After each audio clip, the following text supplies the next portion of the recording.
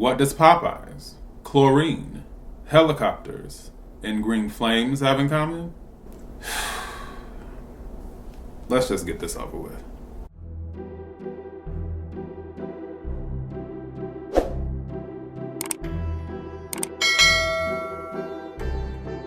Hey everyone, this is D, Movie Man, fellow cinephile, popcorn addict, and emerging film critic, coming to you with reliable recaps, reviews, and reactions. And once again, I'm coming to you all with the final 2 episodes of The Traitors. Season 3, episodes 11 and 12. The Day of Reckoning is upon us, and the reunion. So I'm gonna be honest, I really didn't have a whole lot to say. I think this finale was drier than a Popeyes biscuit in your throat with no drink. It honestly fell flat. And I don't really know any other way to put it, but here we are.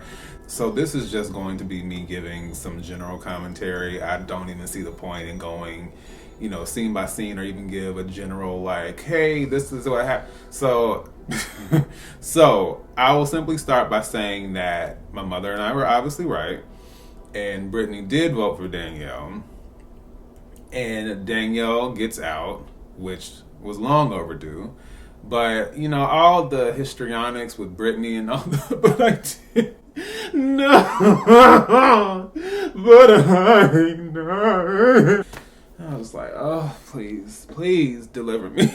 Deliver me from this foolishness, please. I understand there's a social game involved here, and that they had gotten back cool, and that it was a significant thing for them, but ultimately this is still a game. And I did say in the previous recap that Britney had the chance to do something really hilarious, and she ended up doing it. And I guess for me it's confusing because she could have easily just tied it. And I don't know if she thought the suspicion would go to her, but it ended up happening anyway. So she could have at least just had Danielle still on her side. But, Danielle got out, did her little hair flip and said, hey, I'm a traitor, and walked off, sashayed off. And here's what I will say. Do I think Danielle was a good traitor? No. Do I think she was a good game player? No. Do I think she was a good strategist? No. Do I think her getting this close to the end invalidates anything I just said? No.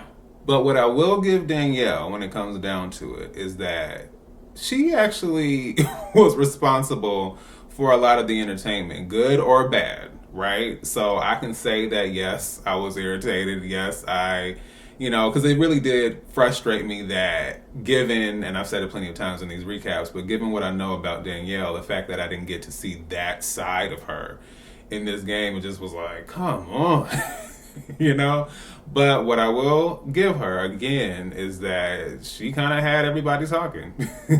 Like I said, for good reasons or bad reasons. I do think the more extreme stuff with people going in on her and saying like how much she backstabbed and betrayed. I'm like, well, is that not the game? So I do think some of the criticism is a little, or some of the negativity is a little overblown, because I didn't care for Danielle in this game, but I'm not about to get on her IG or her Twitter and be like, like it's not that deep. So, and I think without Danielle, this latter half of the show probably would have been way less interesting. So I'll give it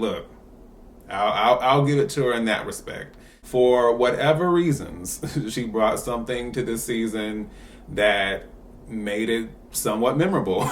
Like I said, even if it was for the wrong reasons. As far as the challenge, I had already seen it on the Traitors UK with, the helicopters and dropping the money into the ring of fire, so to speak. Is it something I could see myself doing? Yes, but would I be a little taken aback and likely regretting and second guessing my decision to do so while I was up there? Absolutely. It's weird because I'm not scared of heights, but it's different to be hanging from a rope or cord and like no part of your body is resting on anything. Hands, feet, you just dangling in the air, just like It would be a lot, and I'm not even going to lie. So I thought that was interesting just as far as seeing the American version of that challenge being played. Britney getting out, kind of not surprised. I wondered if she would make it, but at this point, it's too much suspicion, too much confusion, and considering that at this point, Danielle was the last person to be able to announce whether she was a faithful or a traitor. They don't know if they were right about getting Britney out in the end. They were, but they don't know this at this point.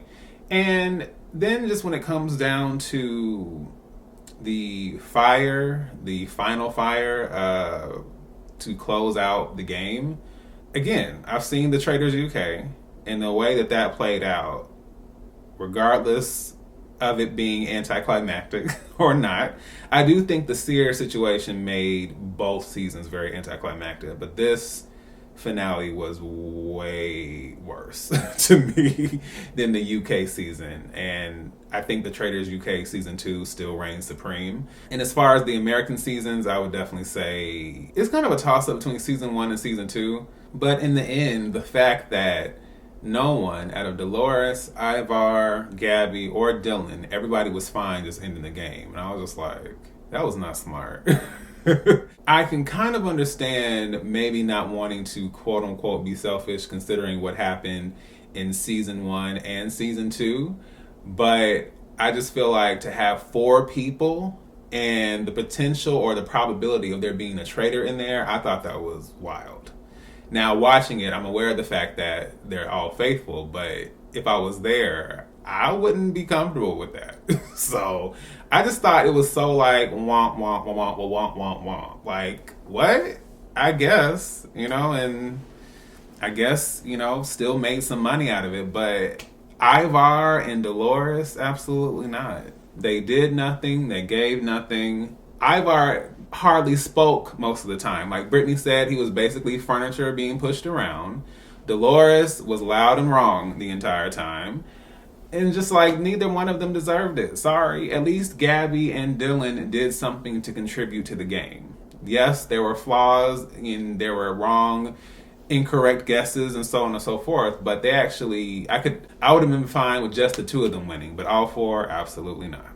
And then as far as the reunion, it was fine. It was nowhere near as, I guess, explosive. I don't know if I thought it was going to be explosive, but maybe going off of some of the things I've seen online, I'm just like, I just kind of maybe expected a little bit more of a edge or a little bit more of maybe a little bit more intensity. But when it comes down to it, I will say that the Traitors is a fairly lighthearted game. So really nothing, even as far as the season, there's really not too much that would have anyone really getting upset, except, of course, apparently Dorinda and Ayan. Now, listen, I love me some Dorinda. I think she's a top tier housewife. When we look at, all-time housewives, Dorinda is definitely up there for me. I cooked all day. I decorated. I did it nice. And when I was on Twitter, and I saw some of the exchanges and what Bob the Drag Queen was saying, I was kind of like,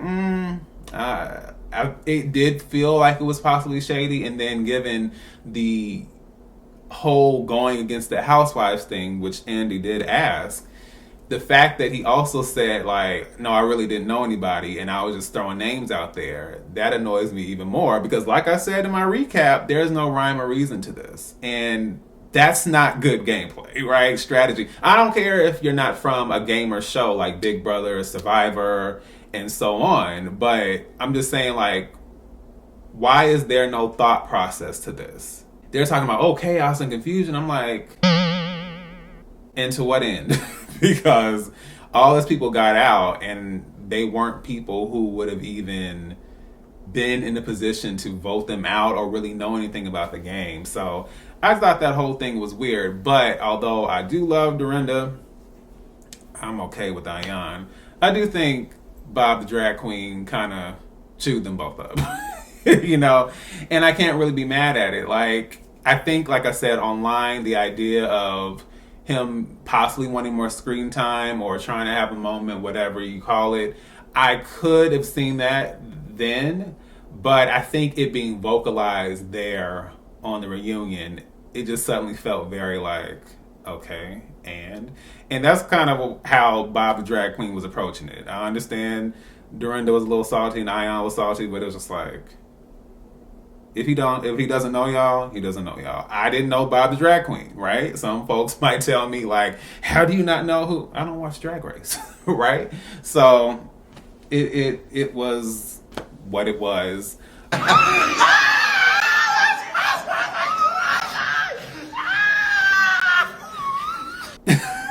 I really don't know what to say because the reunion was blah. You know, it just... I did think it was interesting when Britney basically debunked what Danielle had to say about them having a friendship outside of reindeer games, Big Brother, you know, off camera. Because she basically said, we spent like 3 hours together. So what are you talking about? So I was like, uh-oh, Danielle, what's going on here? What is the truth? It was also interesting hearing that Zac Efron, which is Dylan's brother, did watch the show and saw what Bob said. And the response was basically, hey, check out Baywatch. I think you'll like me in that. I would also briefly like to touch on some of Dylan's recent thoughts regarding showers. When asked about something that's overrated, he said the following: we take way too many showers. I go in the pool a lot. Like, there's chlorine. It's killing everything. I'm not the biggest fan of soap. We don't need to soap our bodies every time we're in the shower either. That's way too much. And then, I guess once he caught heat for it and got all his backlash, he was like, well, no, I'm saying like a shower a day is okay. I was just saying that people shower too much, and like, I don't think every time we shower, we need to scrub our whole bodies and clean our shins with soap. You clean all 6 cracks and you're good. I don't really think that helped that much, but okay. I ultimately just feel like your personal idea of hygiene is your business, but exposing the world to it, please. You stink! You smell! You reek! You're stinking up the whole town! So either take a bath or take a hike! Tom got to admit that he wasn't as nearly as good a player as he thought in his deluded, egotistical brain, which is something he obviously needed to hear. I will also say Danielle getting an award for all the acting, albeit bad acting, but the acting she did throughout the season, I couldn't be mad at that because she did commit to the bit. Like I said, it was pretty transparent to me, but maybe it's different when you're in the game, which is something Robyn also said, which I kind of agree with. It's easy to say what we would do or wouldn't do or guess or wouldn't guess, although I will say some things honestly were very obvious. You know, I just was like, some of y'all just were not perceptive, weren't self-aware, didn't have common sense, weren't using logic, and so on and so forth. So like, I see it on the one hand, but then on the other hand, y'all just sucked. And that's really what it is. But Danielle getting an award for all the histrionics, hey, get something, because all that bouncing and shaking, you know, like a crackhead, like, okay, hey. It was a moment that got talked about. It was divisive, much like her as a player / traitor in this game. But yeah, so the season was, I think, compared to how I felt going in with all the people, especially my Survivor favorites. I can't stand how the Traitors messed up, you know, the potential entertainment value of the show. Especially Boston Rob. It's like, it was Bob, Boston Rob, just all the decisions. Ugh. I didn't really care for it. Not nearly as entertaining or as good from a gameplay standpoint as season 2 or season 1, the American version, and definitely none of the UK seasons. Even this most recent one, it just... Every other version, including, I forgot, the Australian version, those 2 seasons, I just thought those were far more entertaining. And I know people like to see their favorite reality stars from these shows, and I do understand that. But to me, all the other ones just have a different kind of edge. And I think season 1 also has a different kind of edge because it's half reality stars, half regular people, you know? So that's really it. I wish I could say I was more enthusiastic or I could pour more into my thoughts on this season, but it just kind of fell flat at the end. And I do think that given what one of my subscribers said, Mainstream Beauty, I do agree with them in the fact that the format has to be restructured. I don't know how that would work because ultimately, considering that this is at its core based on the game of Mafia, which I've played plenty of times in college, as well as the Dutch series that spawned all of these international spin-offs or I guess versions of, I think that it's very difficult, I guess, to expand it, but there's a way to do it because one thing I love about Survivor, and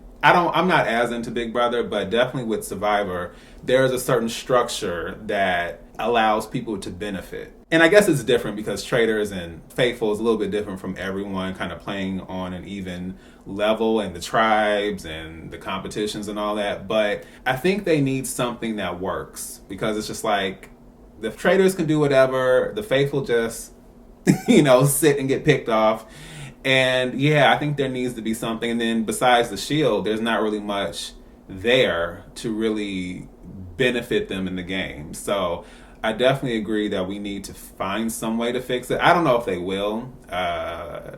We'll just have to see. Hopefully we can get some better Traitors next season because not great. Not great at all. But yeah, I guess that wraps up my thoughts on the Traitors season 3. I'm kind of going back and forth now as to whether or not I should share my thoughts on the Traitors UK. If anyone is interested in that, let me know down below. Might just do a short, kind of give my general thoughts on that. But yeah, if nothing else, there's always season 4. There's always the Australian and UK seasons, like I said. And the Canadian seasons, which I haven't had the chance to see yet, and absolutely not the New Zealand seasons, or season, because I tried watching that twice, fell asleep. Nope. But either way, I am, of course, very interested in seeing what's coming next. So, once again, this is D, Movie Man, signing off, and I'll see you at the movies.